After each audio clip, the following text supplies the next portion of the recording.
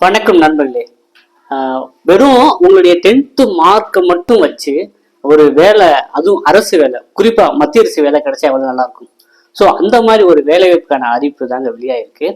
அது Indian postal டிபார்ட்மெண்ட்ல GDS Gramin talk Sehwag அப்படிங்கிற கேட்டகரியில வந்து தமிழ்நாட்டில் வந்து 2000க்கு மேற்பட்ட காலி பணியிடங்களுக்கான அறிவிப்பு வந்து வெளியாயிருக்கு.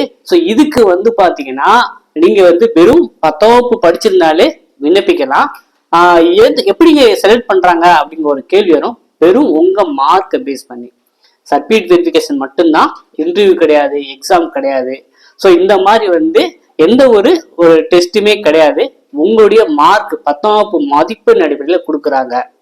ஸோ இதுக்கு வந்து கல்வி தகுதி 10ஆம் வகுப்பு தான். ஏஜ் லிமிட் வந்து பாத்தீங்கன்னா நார்மலா வந்து ஓப்பன் கேட்டகரியில் வரவங்களுக்கு 40, எஸ்சி எஸ்டி பிரிவினருக்கு 5 வருடங்களும், ஓபிசி பிரிவினருக்கு 3 வருடங்களும் ரிலாக்ஸேஷன் கொடுக்குறாங்க. அப்போ ஓபிசினா 43 வயது வரைக்கும், எஸ்சி எஸ்டினா 45 வயது வரைக்கும் இந்த பணிக்கு வந்து விண்ணப்பிக்கலாம். ஸோ இது வந்து நீங்க வந்து 10th ஹை மார்க் எடுத்துக்கணும். ஏன்னா அந்த மாதிரி கேட்டகரியில தான் வந்து கடந்த ஆண்டுகள்ல வந்து செலக்ட் ஆயிருக்காங்க. ஸோ 10th வந்து எவ்வளவு எடுத்தாங்க ஒரு கிடைக்க வாய்ப்பு இருக்கு அப்படிங்கிற கேள்வி வந்து நீங்க எழலாம். அதாவது 500க்கு 475க்கு மேல எடுத்தீங்க அப்படின்னா ஓரளவு வாய்ப்பு இருக்கு. 485னா கன்ஃபார்மே கிடைக்கும். 475 to 85 கிடைக்கலாம், கிடைக்காம போகலாம். நான் 400 தான் எடுத்திருக்கேன், அப்ளை பண்ணலாமான்னா தாராளமா அப்ளை பண்ணலாம். கிடைக்கிறது கிடைக்காதோ அப்ப அந்த சூழ்நிலையில உங்க சர்க்கிள்ல வந்து அப்ளை பண்றவங்க காம்படிஷனை பொறுத்துதான் இருக்கு. ஸோ இதுக்கு யாருக்கெல்லாம் குறைஞ்ச மார்க் எடுத்தாலும் கிடைக்க வாய்ப்பு இருக்கு அப்படின்னா அதாவது பிசிக்கலி சேலஞ்சர் அந்த கோட்டால வர்றவங்க, அப்புறம் வந்து பாத்தீங்கன்னா எக்கனாமிக் வீக்கர் செக்ஷன். ஸோ இப்போ மத்திய அரசு வந்து பாத்தீங்கன்னா உயர் ஜாதி ஏழைகள் அப்படிங்கிற ஒரு கான்செப்டை கொண்டு வந்து ஸோ அவங்களுக்கு வந்து பாத்தீங்கன்னா 10% வந்து இடஒதுக்கீடு கொடுக்குறாங்க. ஸோ இதுல வந்து பாத்தீங்கன்னா நிறைய பேருக்கு அது அவேர்னஸ் இல்லாம அப்ளை பண்றவங்களே கம்மியா இருக்கனால எக்கனாமிக் வீக்கர் செக்ஷன்ல வர்றவங்களுக்கு கொஞ்சம் கட் ஆஃப் கம்மியாயிருது. சரிங்களா? ஸோ அதனால வந்து இடபிள்யூஎஸ்க்கு கொஞ்சம் 500க்கு நீங்க வந்து 400, 380, 370 அப்ளை பண்ணவங்களுக்குலாம் கிடைச்சிருக்கு. சரிங்களா? ஏன்னா அந்த கோட்டால வந்து காம்படிஷன் கம்மியா இருக்கு. மற்றபடி ஓபிசி, எஸ்சிஎஸ்டி அந்த கேட்டகரி போயிட்டீங்கனாலே நீங்க எஸ்சியா இருந்தா குறைஞ்சது எஸ்சி ஓபிசி ரெண்டுக்குமே வந்து பாத்தீங்கன்னா 480க்கு மேலதான் 500க்கு கிடைச்சிருக்கு போன வட்டம். அதனால வந்து எல்லாரையும் நான் அப்ளை பண்ணக்கூடாதுன்னு சொல்லல. ஸோ பண்ணுங்க, உங்க முயற்சிக்கு கூட கிடைக்கலாம். நான் 450 தான் எடுத்திருக்கேன், அப்ளை பண்ணலாமா பண்ணுங்க. ஸோ நம்ம ரிசல்ட் நம்மளாம் இப்பயே நம்ம எல்லாமே சொல்ல முடியாதுல்ல. ஆனா கடந்த ஆண்டுகளில் எடுக்கப்பட்ட தரவுகள் அடிப்படையில் தான் நான் சொல்றேன். சரிங்களா? ஸோ அதனால வந்து எல்லாருமே அப்ளை பண்ணலாம். 10th முடிச்சவங்க எல்லாருமே அப்ளை பண்ணலாம். ஆனா உங்க மார்க்கை பேஸ் பண்ணி தான் இந்த போஸ்டிங் கொடுக்கறதுனால வந்து கன்ஃபார்மா கிடைக்க வேண்டிய மார்க் மதிப்பெண் வந்து பாத்தீங்கன்னா ஓபிசி, எஸ்சிஎஸ்டி பிரிவினருக்கு வந்து நீங்க 475, எஸ்டிக்குன்னா ஒரு 450, 460 கூட வாய்ப்பு இருக்கு. எஸ்சியும் ஓபிசிக்கு மட்டும் நீங்க வந்து ஹை மார்க் எடுத்தா மட்டும்தான் உள்ள நுழையிற மாதிரி இருக்கு.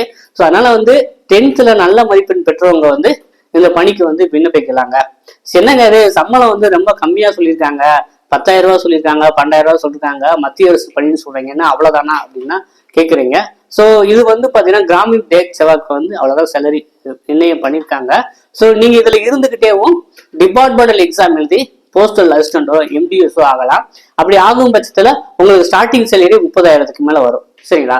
ஸோ நீங்க வந்து ஃபர்ஸ்ட் வந்து அரசு வேலையில நுழையிறது மிகப்பெரிய கஷ்டம். அப்படி நுழைஞ்சிட்டீங்க அப்படின்னா ஒரு 3 வருஷம் பொறுத்துருந்தீங்க, ஒரு 5 வருஷம் பொறுத்துட்டீங்கன்னா ஸோ நீங்க டிபார்ட்மெண்டல் எக்ஸாம் எழுதி அதுக்கு மேல ஒரு போஸ்டிங் வாங்கி ஹை சேலரி வாங்கலாங்க. ஸோ இதை ஒரு பேஸா வச்சுட்டு எனக்கு அரசு வேலைங்கிற ஒரு வருமானம் வருது, இதை பேஸா வச்சுட்டு நீங்க வேற ஒரு காம்படிஷன் எக்ஸாம் கூட எழுதலாம். சரிங்களா? ஸோ இது வருடந்தோறுமே வந்து இந்த ஜிடிஎஸ்க்கான அறிவிப்பு வந்து வெளியாகிட்டு தாங்க இருக்கு. ஸோ அது விருப்பமும் தகுதி உள்ளவங்க தவறாம விண்ணப்பிக்கலாம். ஸோ இந்த விண்ணப்பிக்கிற லிங்க் கூட நான் கொடுத்துட்றேன். நீங்க வந்து நிதானமா வந்து அப்ளை பண்ணுங்க. அப்ளை பண்ணும்போது எந்த ஒரு தவறும் பண்ணிடாதீங்க.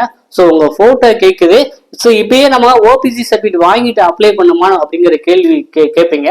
ஜஸ்ட் வந்து நீங்க மென்ஷன் பண்ணா போதும், சர்டிஃபிகேட் வெரிஃபிகேஷன் கொண்டு போகும்போது நீங்க கொண்டு போனா போதும். அதே போல இடபிள்யூஎஸும் பார்த்துக்கோங்க. சரிங்களா? ஸோ விருப்பமும் தகுதி உள்ளவங்க தவறாது விண்ணப்பிக்கலாங்க. ஸோ விண்ணப்பிக்கிறதுக்கு கடைசி தேதி வந்து பாத்தீங்கன்னா மார்ச் 6ஆம் தேதி வந்து கடைசி தேதியா வச்சிருக்காங்க. ஸோ அதனால வந்து நமக்கு டேட் இருக்கு. ஸோ அதனால பொறுமையா நிதானமா அப்ளை பண்ணுங்க.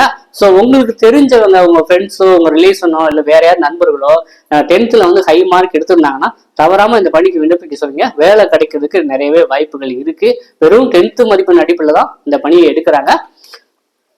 ஓகே, ஸோ இந்த காணொலி வந்து உங்களுக்கு பயனுள்ளதாக இருக்கும் அப்படின்னு நம்புறேன். ஸோ இந்த வீடியோ பிடிச்சதா மறக்காம லைக் பண்ணிருங்க. ஸோ உங்க நண்பருக்கும் தேவைன்னா அவங்களுக்கு ஷேர் பண்ணுங்க. இது சம்பந்தமா அவங்களுக்கு ஏதாவது டவுட் இருந்தா கமெண்ட்ல தெரிவிங்க. அடுத்த காணொலியில மீண்டும் டிஸ்கஷன் பண்ணுவோம். நன்றி, வணக்கம்.